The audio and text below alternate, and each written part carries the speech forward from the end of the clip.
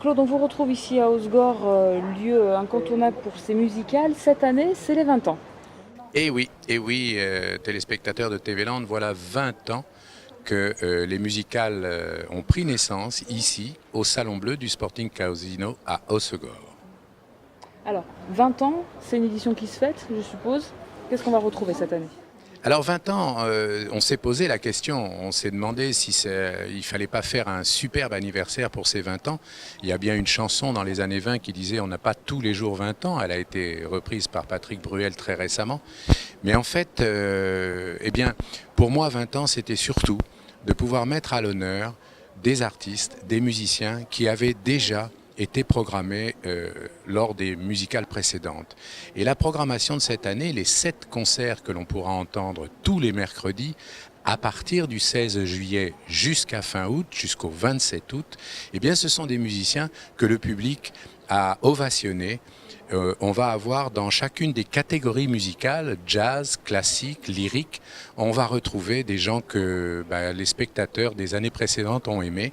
Et ça, pour moi, c'est une satisfaction. Cette fidélité des artistes, ça a été vraiment une réussite des musicales à Hossegor.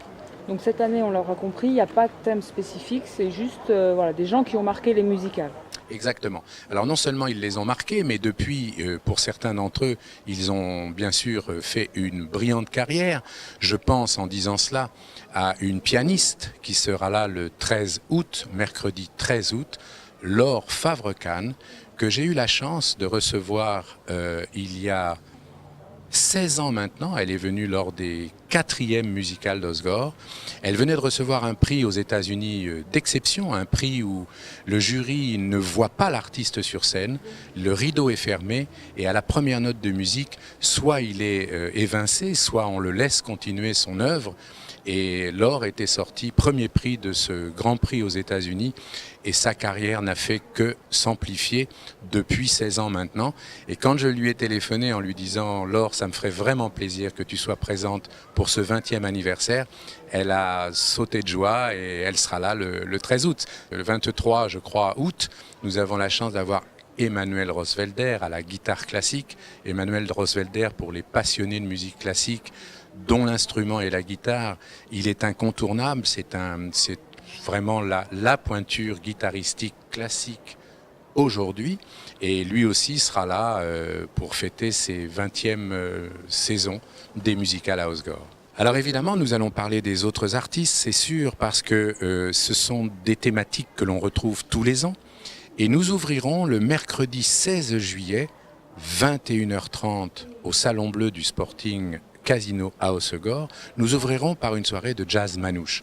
Alors le jazz manouche, nous avons reçu le petit-fils de Django, nous avons reçu Belinsky, nous avons reçu Sami Dossa, et bien nous avions aussi reçu un trio dont l'originalité dans la musique manouche était d'être accompagné d'un instrument rare dans ce domaine, c'est le saxophone. Et ce sont les Fils du Vent qui vont inaugurer ces 20e musicales à Hossegor. Ensuite, nous aurons une soirée que beaucoup d'entre vous ont plébiscité.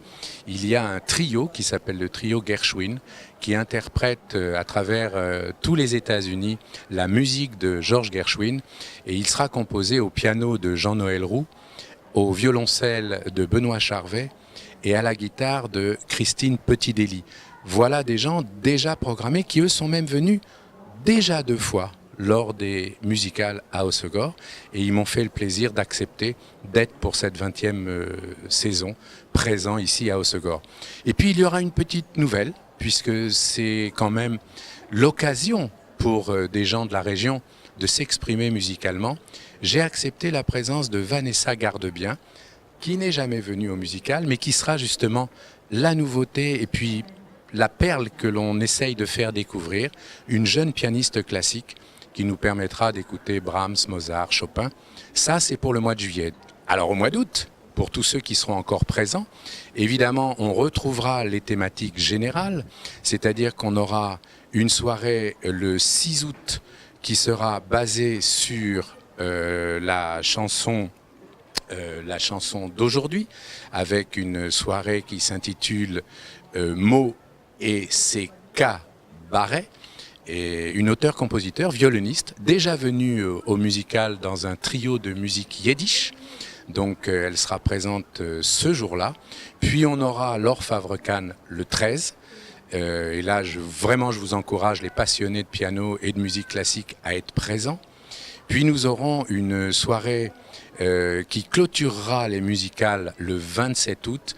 Et là, je dois dire que j'ai une certaine émotion à vous le dire, mais ce sera Hervé Hennequin, mon jeune frère, qui est à l'origine de la création de ce festival en 1994, qui clôturera cette belle édition avec un hommage à Offenbach. Et les deux chanteuses qui l'accompagneront sont des chanteuses qui sont venues jouer dans Carmen, dans la Traviata et dans Les Misérables, qui sont des spectacles que nous avons organisés en 2005, 2006, 2008. Bon, une belle saison des musicales qui se profile.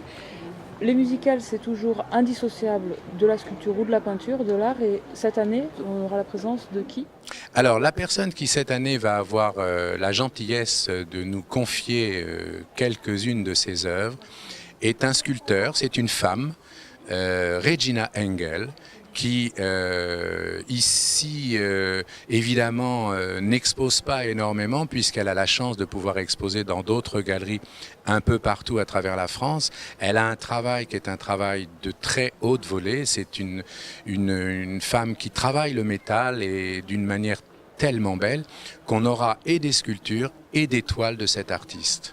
D'ailleurs, effectivement, pour le plaisir de nos téléspectateurs de TV Land, nous avons la chance aujourd'hui que Regina Engel, qui sera donc le sculpteur et la peintre qui décorera les musicales de cette année, soit présente à nos côtés. Regina, bonjour. Bonjour Claude.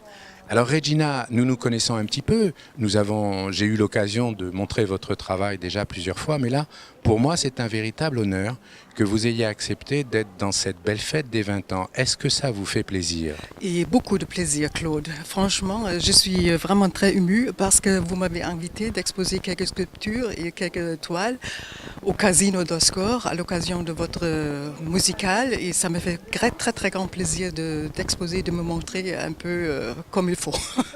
Alors ce sera effectivement donc une édition, comme vous l'avez senti, une émission pleine d'amitié.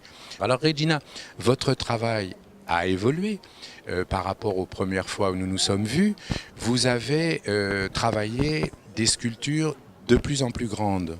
Oui, c'est ça. Ça me fait plaisir aussi d'agrandir quelques sculptures parce que pour moi, c'est un événement de voir une petite maquette dans une dimension beaucoup plus grande. Et ça, c'est vraiment pour un sculpteur quelque chose qui touche énormément au cœur. Voilà. Alors vous avez bien sûr reconnu à l'accent de Regina qu'elle n'était pas des Landes, elle n'est pas toulousaine. C'est une jeune femme d'origine allemande et nous, ça nous fait plaisir que les musicales soient autant européennes. Merci Regina. Merci Claude.